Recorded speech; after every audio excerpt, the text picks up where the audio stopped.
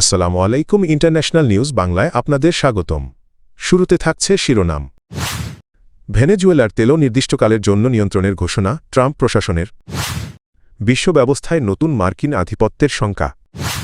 গ্রিনল্যান্ডে ট্রাম্পের হুমকি চীন ইউরোপকে আরও কাছাকাছি আনছে। ইরানে আক্রমণকারীদের হাত আমরা কেটে ফেলব, সেনাপ্রধান। সুইজারল্যান্ডে বিলিয়ন বিলিয়ন ডলার মূল্যে স্বর্ণ বিক্রি করেছে ভেনেজুয়েলা। যুক্তরাষ্ট্র সরকার ভেনেজুয়েলার তেল সম্পদের ওপর অনির্দিষ্টকালের জন্য পূর্ণ নিয়ন্ত্রণ বজায় রাখার ঘোষণা দিয়েছে।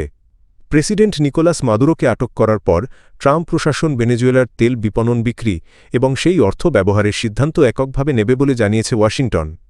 মার্কিন জ্বালানি বিভাগ বুধবার জানায় ইতিমধ্যে বিশ্ববাজারে ভেনেজুয়েলার তেল বিক্রি শুরু হয়েছে।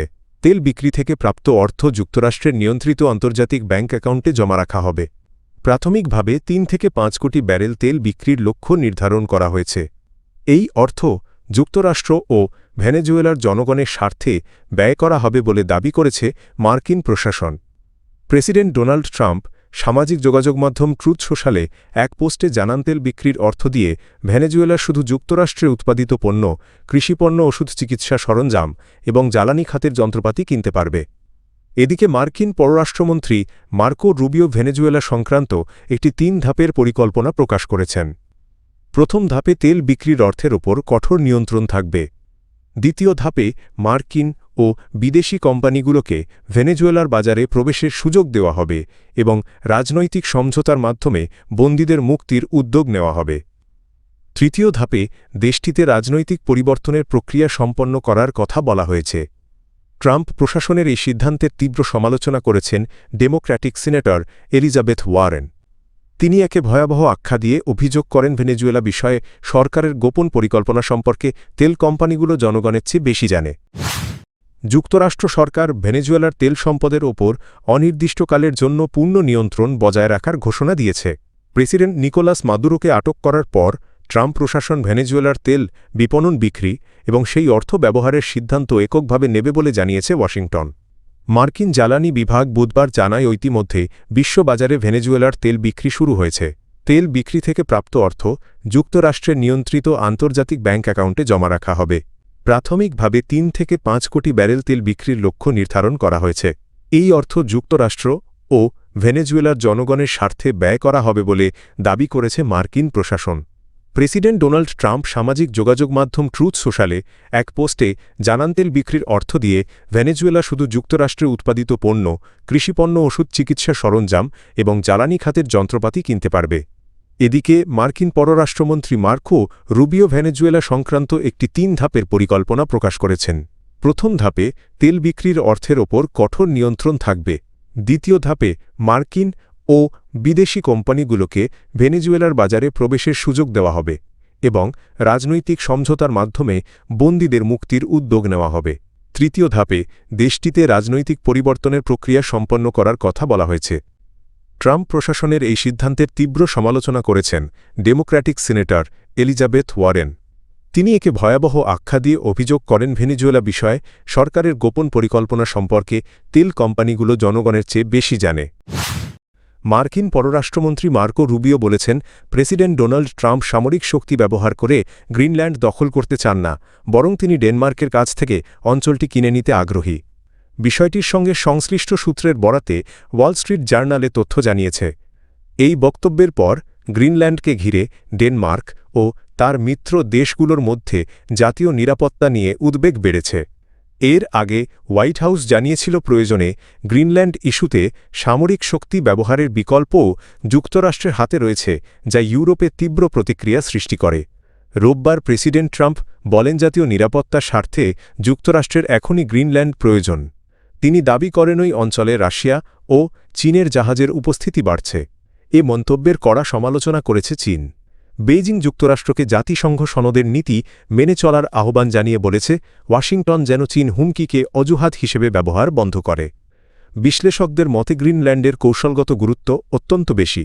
রাশিয়া ও যুক্তরাষ্ট্রের মধ্যবর্তী অবস্থান, বিপুল প্রাকৃতিক সম্পদ এবং আর্কটিক অঞ্চলের নতুন নৌপথ সব মিলিয়ে অঞ্চলটি বিশ্ব রাজনীতিতে গুরুত্বপূর্ণ হয়ে উঠেছে।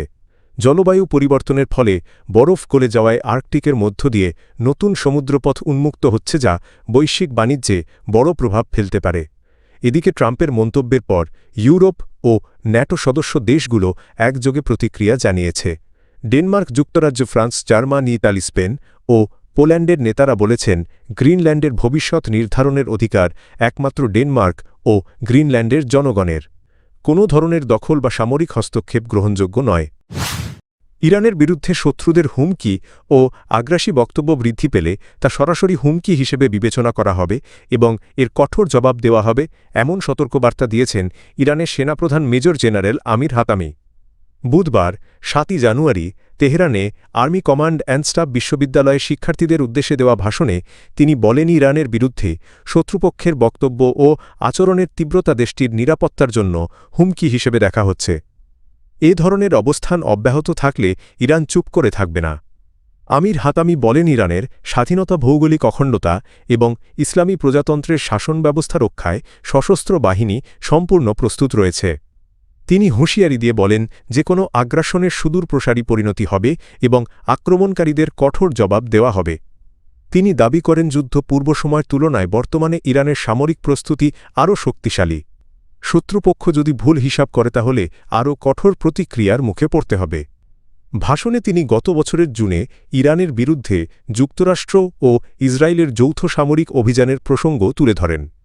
তার দাবি অনুযায়ী ওই সংঘর্ষে ব্যাপক প্রাণহানি ও অবকাঠামোগত ক্ষয়ক্ষতি হলেও ইরান সফল পাল্টা অভিযানের মাধ্যমে আগ্রাসন প্রতিহত করতে সক্ষম হয়। অভ্যন্তরীণ পরিস্থিতি প্রসঙ্গে সেনাপ্রধান বলেন, সাম্প্রতিক বিক্ষোভের সঙ্গে যুক্তরাষ্ট্র বা ইসরায়েলের সরাসরি কোনো সম্পর্ক নেই। তিনি বলেন, প্রতিবাদ যে কোনো দেশে স্বাভাবিক হলেও তা সহিংস দাঙ্গায় রূপ নেওয়া ইরানের সংস্কৃতির সঙ্গে সামঞ্জস্যপূর্ণ নয় এবং এ ধরনের পরিস্থিতিকে শত্রুদের উস্কানির ফল বলে উল্লেখ করেন তিনি। প্রেসিডেন্ট নিকোলাস মাদুরোর শাসনামলের শুরুর দিকে ভেনেজুয়েলা থেকে বিপুল পরিমাণ সোনা সুইজারল্যান্ডে বিক্রি করা হয়েছিল বলে জানিয়েছে বার্তা সংস্থা রয়টার্স। সুইস কাস্টমসের তথ্যের বরাতে মঙ্গলবার ৬ জানুয়ারি এ খবর প্রকাশ করা হয়। কাস্টমসের তথ্যমতে ২০১৩ থেকে ২০১৬ সালের মধ্যে ভেনেজুয়েলা প্রায় ১১৩ মেট্রিক টন সোনা সুইজারল্যান্ডে পাঠায়। এর বাজার মূল্য ছিল প্রায় ৪.১৪ বিলিয়ন সুইস ফ্রাঙ্ক, যা প্রায় ৫.২০ বিলিয়ন মার্কিন ডলারের সমান। সুইস সম্প্রচার মাধ্যম SRF জানায়, এই সোনার উৎস ছিল ভেনেজুয়েলার কেন্দ্রীয় ব্যাংক।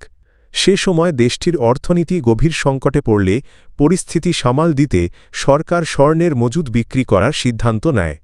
তবে ২০১৭ সালে ইউরোপীয় ইউনিয়নের নিষেধাজ্ঞা কার্যকর হওয়ার পর ভেনেজুয়েলা থেকে সুইজারল্যান্ডে আর কোনো সোনা রপ্তানি হয়নি। শুল্ক তথ্যে দেখা যায়, ২০১৭ থেকে ২০২৫ সাল পর্যন্ত এই ধরনের কোনো লেনদেন হয়নি।